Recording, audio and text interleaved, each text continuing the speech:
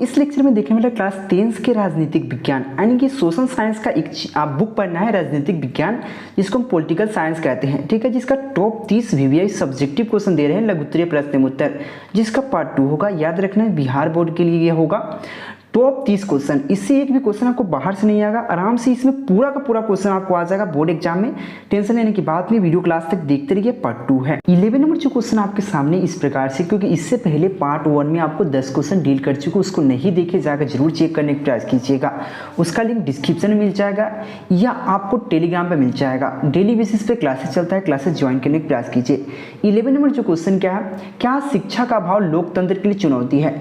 ऐसा क्वेश्चन आपको कहीं नहीं मिलेगा इतना सटीक डिफिनेशन के साथ। क्वेश्चन कहा गया है क्या शिक्षा का अभाव लोकतंत्र के लिए चुनौती है? जी बिल्कुल, याद रखना शिक्षा का अभाव लोकतंत्र की चुनौती है।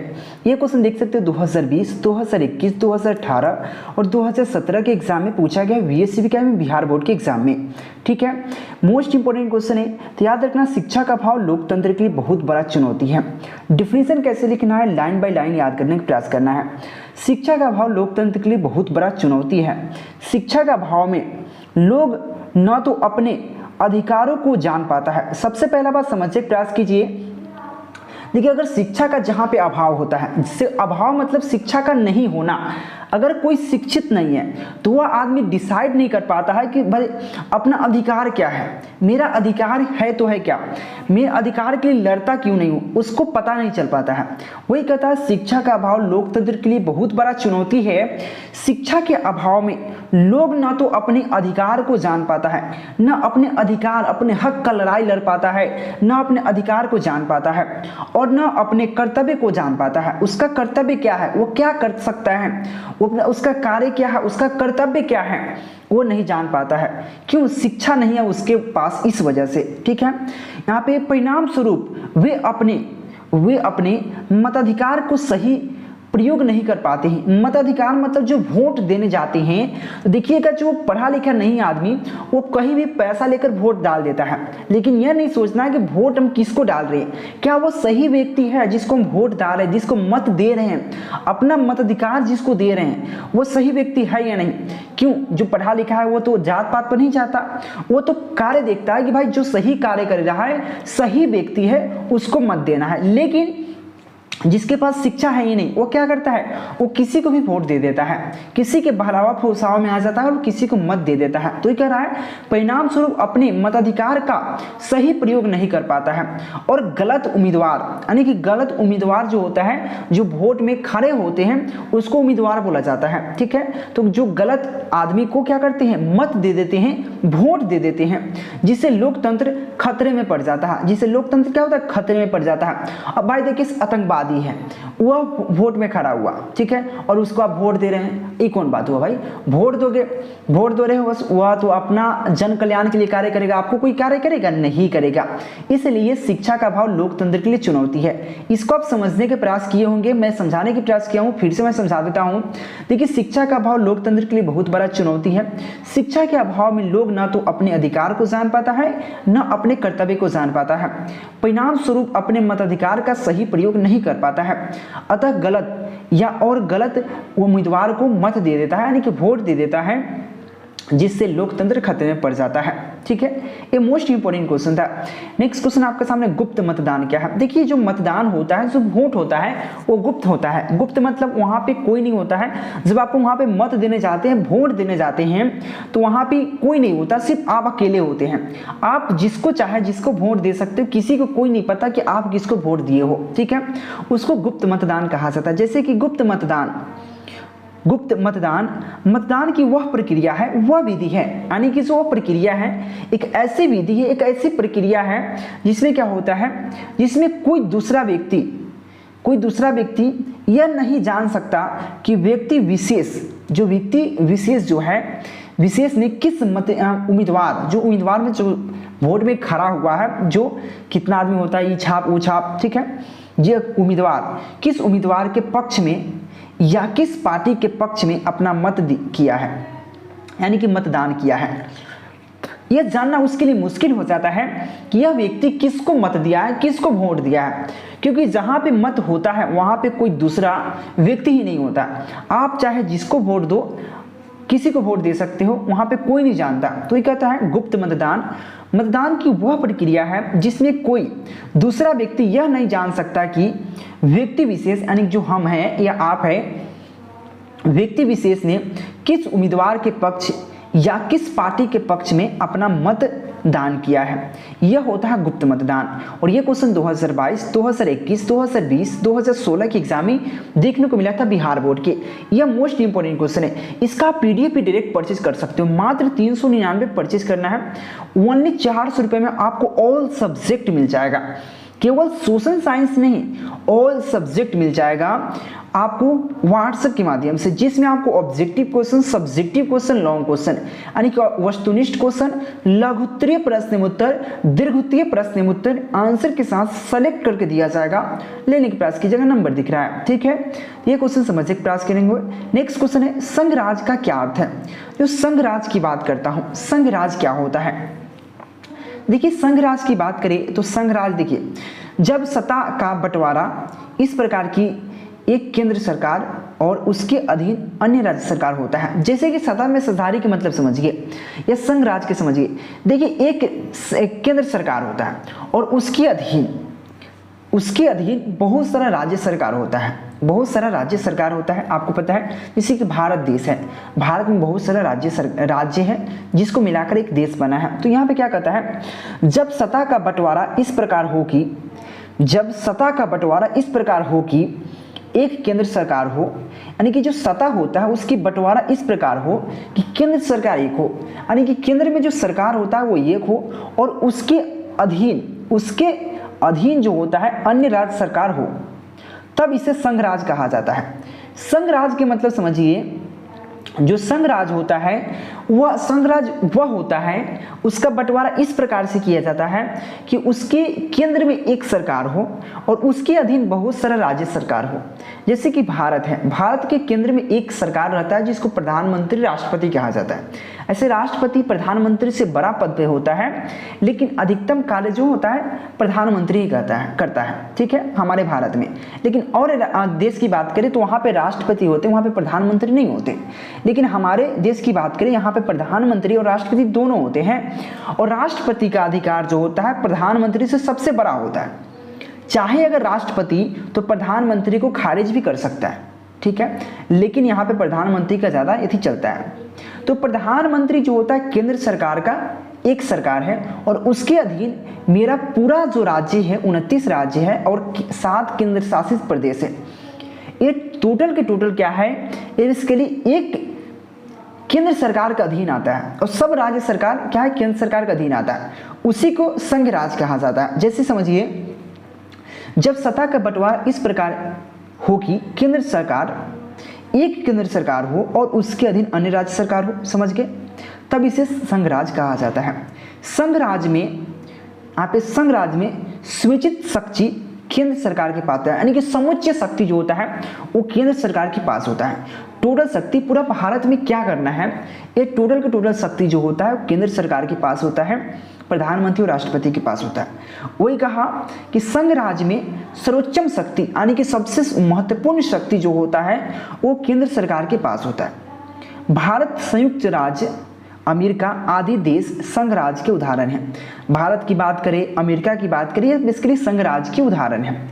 भारत अनेक राज्यों और केंद्र शासित प्रदेशों का संघ है और संविधान द्वारा सत्ता का बंटवारा केंद्र सूची, राज्य सूची और यहाँ पे समवर्ती सूची में किया गया है।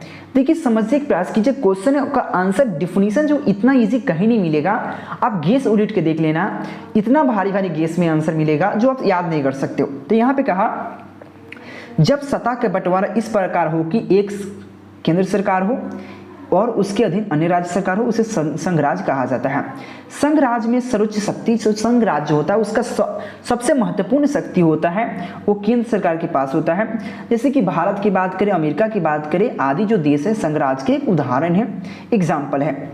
भारत अनेक राज्यों एवं केंद्र शासित प्रदेशों का संघ है। आपको ऑलरेडी पता है कि अनेक राज्य, 29 राज्य और 7 केंद्र शासित प्रदेश का एक संघ है जिसको संघराज कहते हैं, ठीक है। और संविधान द्वारा, भारत को जो संविधान द्वारा सत्ता का बंटवारा केंद्र सूची, राज्य सूची और समवर्ती सूची में किया गया है। तो यह बहुत ईजी क्वेश्चन था आपके लिए। नेक्स्ट क्वेश्चन की बात कर लूँ, अगर आपको प्यार से समझना है, अगर आपको अभी से 450 प्लस करना है तो उसके लिए आपको सिलेक्टेड क्वेश्चन पढ़ना बहुत ज़रूरी है। 14 नंबर जो क्वेश्चन है, राजनीतिक दल की परिभाषा दे। जो राजनीतिक दल होता है उसका परिभाषा, राजनीतिक दल होता क्या है? देखिए, राजनीतिक दल ऐसे लोगों का समूह होता है, यानी कि राजनीतिक दल एक ऐसा समूह होता है जो संगठित होकर चुनाव लड़ते हैं। जैसे कि यहाँ पे राजनीतिक दल की बात करें, देखिए जैसे हमारे बिहार की बात करें जिसमें एक साथ गुट बनाकर लड़ते हैं, जैसे कि नीतीश कुमार है, नीतीशवा नहीं करना चाहिए, नीतीश कुमार करना चाहिए, क्योंकि बहुत दल बदलू त्वचा है, इसलिए थोड़ा सा मुंह से गलती निकल गया है। और गलती नहीं, सही है निकला होगा, आप समझिए सकते हैं। हमारे लालू चाचा जी हैं, हमारे बहुत सारा है, हम राजनीतिक में रहते नहीं हैं, हमारे लिए कोई अपना कोई पराया नहीं है, तो किसी का हम यहाँ पे समझाने के लिए लेंगे, कोई किसी का पक्ष नहीं लेते, ठीक है। तो राजनीतिक दल ऐसे लोग का समूह, जैसे कि यहाँ पे अभी देख लीजिए, तो पलटू राम जो आप समझ रहे हैं, पलटू राम कौन है? नीतीशवा, नीतीश चाचा जी कह सकते हैं, नीतीश चच्चू, ठीक है। तो नीतीश चाचा जो हमारे हैं पलटू राम, वो क्या करते हैं, कभी बीजेपी में जाकर सटेंगे, कभी क्या बोलते हैं ना वो आरजेडी जिसको हम लोग लालू चाचा के पार्टी है उसमें सटेंगे। तो जब भी चुनाव होता है तो कभी नीतीश जी क्या करते हैं, पलटू राम बीजेपी के साथ लड़ते हैं, तो वहाँ पे बहुत सारा पार्टी है, ठीक है। तो नीतीश का अलग पार्टी है और लालू चाचा का अलग पार्टी है, बीजेपी का अलग पार्टी है। तो क्या करता है, दो नीतीश चाचा और लालू चाचा एक साथ लड़ते हैं, तो यहाँ पे दो गुट हुआ, ठीक है, तो दो समूह हुआ। तो कुछ दो समूह मिलकर या दो से अधिक समूह मिलकर, वही कहा राजनीतिक दल ऐसे लोगों का समूह है जो संगठित होकर, यानी कि संगठित होकर चुनाव लड़ते हैं, समझ रहे, चुनाव लड़ते हैं। जैसे कि दो आदमी नीतीश चाचा और लालू चाचा लड़े और दोनों का सीट जीतकर मिलाकर अगर 243 हो गया, 223 हो गया तो जीत जाता है। आपको अगर ये राजनीतिक नहीं समझ में आ रहा तो कोई दिक्कत नहीं, ये कैसे कैसे होता है आपको समझ में आ जाएगा धीरे धीरे। तो यह होता है क्या, चुनाव लड़ते हैं और सत्ता हासिल करने का प्रयास करते हैं, और दोनों मिलकर सत्ता हासिल करने का प्रयास करते हैं। प्रत्येक राजनीतिक दलों का अपना सिद्धांत और अपना उद्देश्य होता है। सबका एक अपना सिद्धांत है, सबका एक अपना उद्देश्य होता है। राजनीतिक दल देश के लिए नीतियाँ एवं कानून बनाता है। जो राजनीतिक दल होता है वो हमारे देश का नीति कानून वही बनाता है, और उन नीतियों को जनता के सामने रखकर बहुमत प्राप्त करने का प्रयास करता है। जैसे बहुत सारा कानून में लगा है, भैया आपको हम तो नौकरी दे देंगे, पूरा नौकरी का छूट कर देंगे, आपको शौचालय बना देंगे, आपके घर में खाना पहुंचा देंगे, आपके घर में पानी पहुंचा देंगे, आपके घर में लेटिंग पहुंचा देंगे। अरे भाई लेटिंग बनवा देंगे, पहुंचा नहीं देंगे। ये सब आपके क्या बोलते हैं, वो लोग मतलब वादा करते हैं लेकिन कुछ पूरा तो करते नहीं है। फिर भी क्या दिक्कत है, आपको किसी न किसी को तो मत देना ही है, ठीक है। तो यहाँ पे वही कहता है, वो उन्होंने ही कानून बनाता है और कानून बनाने का प्रयास करता है और आपसे मत ठग लेता है। तो क्या कहा, राजनीतिक दल ऐसे लोगों का समूह है जो संगठित होकर चुनाव लड़ते हैं और यहाँ पे क्या करते हैं, सत्ता हासिल करने का प्रयास करते हैं। प्रत्येक राजनीतिक दलों का अपना सिद्धांत और अपना उद्देश्य होता है। राजनीतिक दल देश के लिए नीतियाँ और कानून बनाते हैं और उन नीतियों और कानूनों को जनता के सामने रखकर अपना बहुमत प्राप्त करने का प्रयास करते हैं। ये अब इसके लिए राजनीतिक दल था। ये क्वेश्चन 2014 और 2020 के एग्जाम में देखने को मिला था।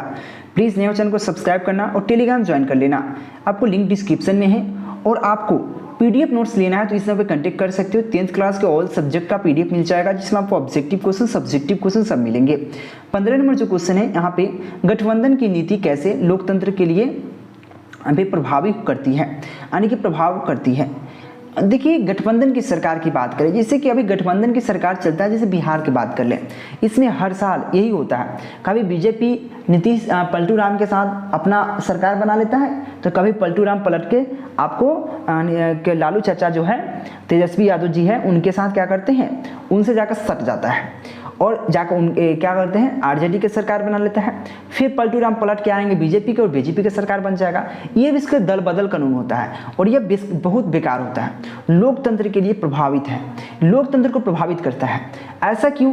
क्योंकि भाई जो काम हो रहा है, अब जैसे 2 आदमी 3 आदमी मिलकर सरकार बनाया, अब ये कहेगा कि भाई नहीं सरकावा बढ़िया से बनेगा, ये कहेगा ए यार सरकावा बढ़िया से बना, हमने के बची कथी ना बची, चलो इसमें कम में निकालो, मतलब ये इधर खींचेगा इधर खींचेगा, यानी कि सबका बात अपना अपना रहेगा। इस वजह से क्या होगा, कोई काम ढंग से नहीं होगा। वही वजह से क्या, सरकार पलटू राम पलट के इधर जाते हैं, पलटू राम पलट के इधर जाते हैं। ठीक है। देखिए गठबंधन की राजनीति कैसे लोकतंत्र के प्रभाव करती है, देखिए यहाँ पे जब अनेक दल आपस में चुनाव पूर्व या चुनाव के बाद गठबंधन करते हैं तब गठबंधन की राजनीति प्रारंभ होती है। देखिए चुनाव से पहले कोई गठबंधन होता नहीं है, चुनाव के बाद ही गठबंधन शुरू होता है। कैसे? क्योंकि चुनाव के बाद पता चलता है कि भाई यह पार्टी ने इतना सीट जीता, यह पार्टी ने इतना सीट जीता, यह पार्टी इतना सीट जीता, ठीक है। तो जब अनेक दल आपस में चुनाव पूर्व अपने चुनाव के बाद गठबंधन करते हैं तब गठबंधन की राजनीति प्रारंभ होती है। गठबंधन की राजनीति में गठबंधन में शामिल दल अपने निजी हेतु की पूर्व के लिए यानी कि पूर्ति के लिए जो उसका जो कम सीट बच रहा है, जैसे कि जो कोई बीजेपी है इसका सीट अगर 175 जीता, ठीक है, तो तब पर भी सरकार नहीं बना सकता, तो क्या करेगा, पलटू राम को कहेगा भाई मेरे पास आ जा, इसके पास 50 सीट है, अगर 50 सीट इसके पास आ जाएगा तो कितना हो जाएगा, इसका हो जाएगा 225, आराम से जीत जाएगा, क्योंकि 223 पे ही सीट जीत जाता है या 222 पे, क्योंकि टोटल यहाँ पे 123 पे ही जीतता है, क्योंकि 243 हमारे पास क्या है, टोटल एथी है, क्या बोलते नहीं है, सीट है, ठीक, टोटल सीट है जो बिहार की बात करें तो उसमें से 123 भी अगर जिसका हो जाएगा वो जीत जाता है, ठीक है। तो इसमें क्या होता है 123, अगर बात यहाँ पे सीधा x का 75 है, उसका 50 जुड़ जाएगा तो 125 हो जाएगा, जीत जाएगा। तो वहाँ पे क्या करता है, उसको शामिल करने का प्रयास करता है, सबको शामिल करने का प्रयास करेगा। वही कहा जब अनेक दल आपस में चुनाव पूर्व या चुनाव के बाद गठबंधन करते हैं तब गठबंधन की राजनीतिक प्रारंभ होती है। गठबंधन की राजनीतिक में गठबंधन में शामिल दल अपने निजी हितों की पूर्ति के लिए सरकार पर दबाव डालता है और अपनी मांगों को मनवाने पर यहाँ पे प्रयास करता है। जैसे कि देखिए जब गठबंधन बन जाता है, जब गठबंधन बनकर सरकार बना दिया, जैसे बीजेपी 75 जीता और 50 ने नीतीश पलटू राम जीते, ये मिलकर क्या किया, सरकार बना लिया। अब क्या करेगा, अब सरकार तो क्या करेगा भाई, अभी तो 50 है, इसमें से कोई एक मुख्यमंत्री बन गया, अब क्या करेगा, दोनों का काम चलेगा भाई, ये 50 ही 75 है, ये बोलेगा भाई तू ये काम करो, तो ये कहेगा नहीं हम नहीं करेंगे, हमारा भी 50 सीट है, ज़्यादा बोलिएगा तो हम आपसे हट जाएंगे, तो हट जाएगा तो इसका भी सरकार टूट जाएगा, तो दोनों में डर बना रहता है। तो ये क्या करेगा, पलटू राम कहेगा नहीं मेरे को 15,000 करोड़ चाहिए, हमको काम करवाना है। क्या काम करवाना है, तो लेटिंग बनवाना है। अबे बहुत है, 15,000 करोड़ की लेटिंग बनेगा, तो नहीं उसमें से 5,000 करोड़ हमको चाहिए। तो क्या करता है, अपना निजी हित के लिए सरकार पर दबाव डाला।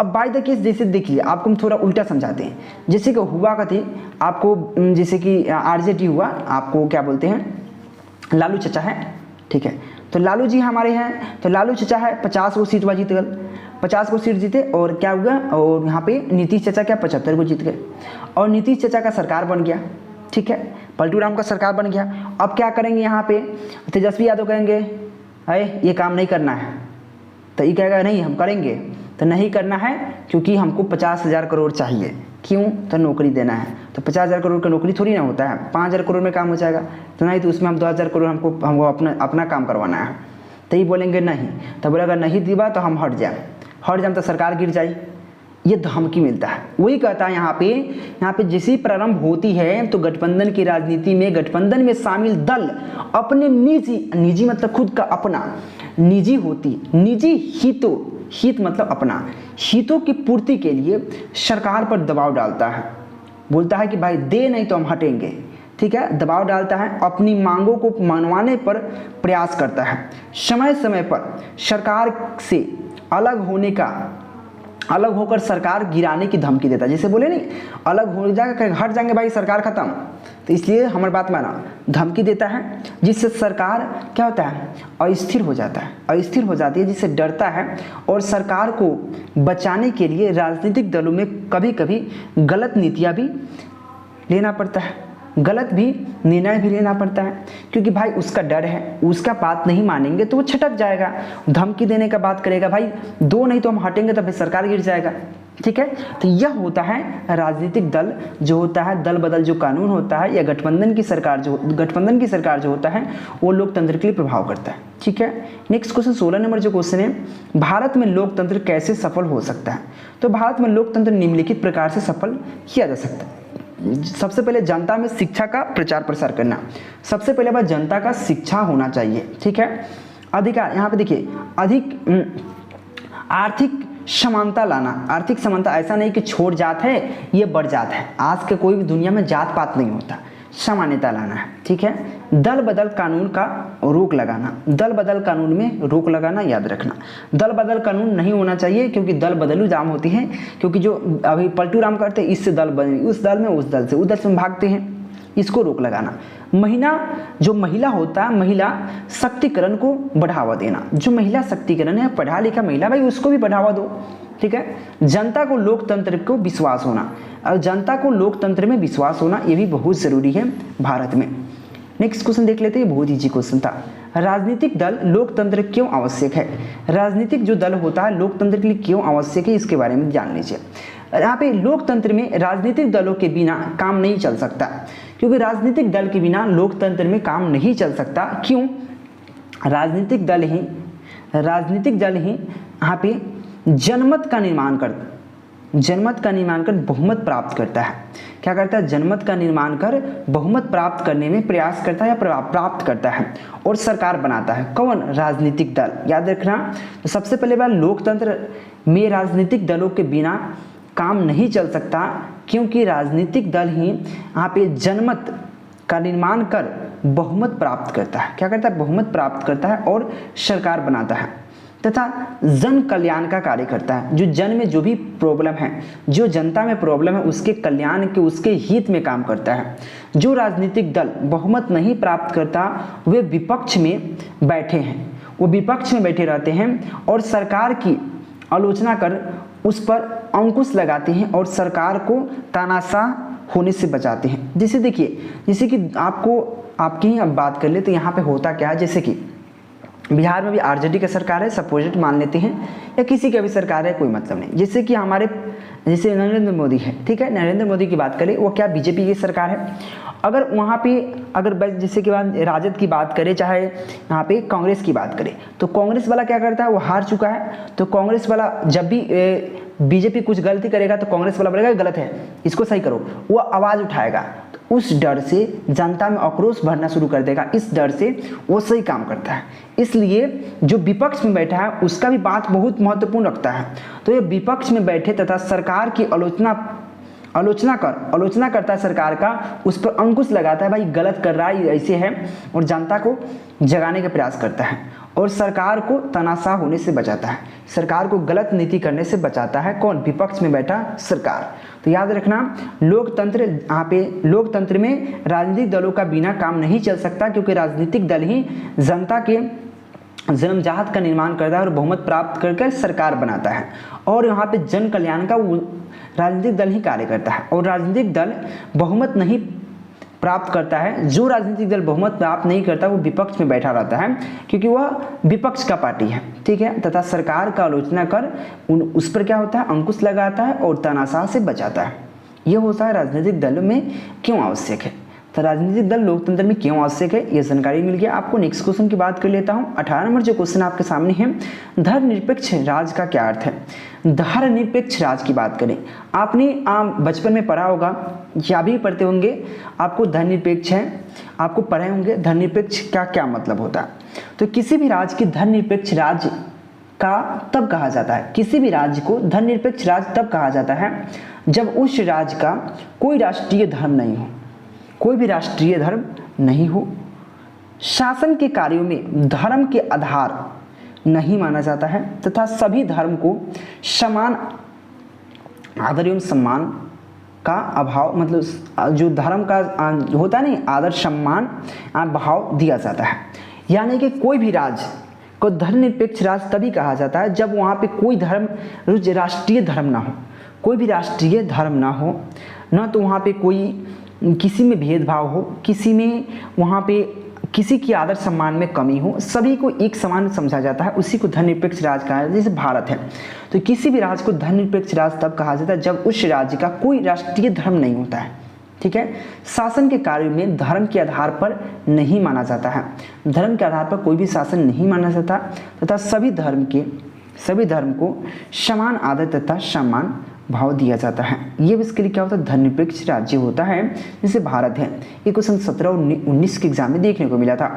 नेक्स्ट क्वेश्चन देख सकते हैं यहाँ पे, नगर निगम के प्रमुख कार्य का वर्णन करें। जो नगर निगम होते हैं उसके प्रमुख कार्य कौन है ये बताना है। तो नगर निगम के प्रमुख कार्य निम्नलिखित हैं, जैसे कि बताऊं आपको, यहाँ पे जो कूड़ा करकट होता है तथा गंदगी आदि को सफाई करना। जो हमारा जो नगर निगम होता है उसमें देखिएगा, शहर वाले लोग को पता होगा, गांव में तो बहुत कम नगर निगम होता है। उसमें कूड़ा करकट जो नाला होता है, हर जो वार्ड होता है, वार्ड में जो होता है उसमें क्या होता है, जितना अगर कूड़ा करकट है सबको सफाई करना नगर निगम का कार्य है। नगर निगम क्षेत्र में नालियाँ, शौचालय आदि का निर्माण एवं देखभाल करना, ये सब नगर निगम का कार्य है। छूत अछूत जैसी बीमारियों पर रोक लगाना, छुआछूत जैसी बीमारियां जो होता है उस पर रोक लगाना। नगर की जन कल्याण का कार्य जो कार्य होता है उसका करना। नगर की जनगणना करना, ये भी उसका काम है। या नगर की जो जन कल्याण के लिए जो कार्य है उसको करना।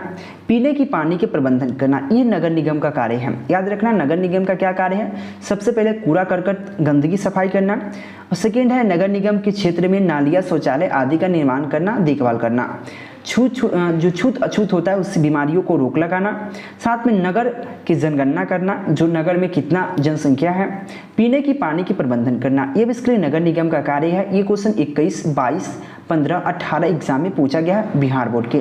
मोस्ट इंपोर्टेंट क्वेश्चन आप ले सकते हैं PDF के फॉर्म में। नेक्स्ट क्वेश्चन देख सकते हैं 20 नंबर क्वेश्चन है, किन्हीं दो प्रावधानों का वर्णन करें जो भारत को धर्मनिरपेक्ष बनाता है। यानी कि किन्हीं दो आपको प्रावधानों का वर्णन करना जिससे भारत हमारा धर्मनिरपेक्ष राज्य है। देखिए, भारत धर्मनिरपेक्ष बनाने के दो प्रावधान निम्नलिखित है। सबसे पहला है, किसी भी धर्म को भारत का राष्ट्रीय धर्म घोषित नहीं किया गया है। भारत में किसी भी धर्म को राष्ट्रीय धर्म घोषित नहीं किया गया है, ठीक है। सेकेंड है यहाँ पे, संविधान एवं कानून की नज़र में सभी धर्मों को समान मान्यता एवं समान अधिकार दिए गए हैं। यानी कि कानून की नज़रों में सभी धर्मों को समान यहाँ पे दिया गया है, समानता एवं वहाँ पे मान्यता दिया गया है। ये इसके लिए दो आपका ऐसा है जो हमारे भारत को धर्मनिरपेक्ष राज्य बनाता है। कौन कौन है, सबसे पहला, भारत में कोई राष्ट्रीय धर्म नहीं है। सेकेंड है, यहाँ पे संविधान एवं कानून की नज़रों में धर्म के सभी धर्म को समान मान्यता एवं समान अधिकार दिए गए हैं। याद रखना, इसलिए हमारा भारत जो है धर्मनिरपेक्ष राज्य है। तो याद रखना, PDF नोट्स लेना बहुत ज़रूरी है, चैनल को सब्सक्राइब करना बहुत ज़रूरी है। जो नंबर दिख रहा है कांटेक्ट कर लेना। ओनली 399 में ऑल सब्जेक्ट आपके व्हाट्सएप पे मिल जाएगा, साथ में नंबर ग्रुप में ऐड हो जाएगा जिससे एग्जाम तक हेल्प ले सकते हो। हर एक क्वेश्चन दिया जाएगा, चाहे ऑब्जेक्टिव क्वेश्चन हो, चाहे लघुत्तरीय प्रश्न हो, चाहे दीर्घोत्तरीय प्रश्न हो, ठीक है, सब चीज़ मिल जाएगा। तो इस वीडियो में इतना ही रखेंगे। Thank you watching for this video. Channel को सब्सक्राइब करना, दोस्तों में जरूर शेयर करना। Thank you.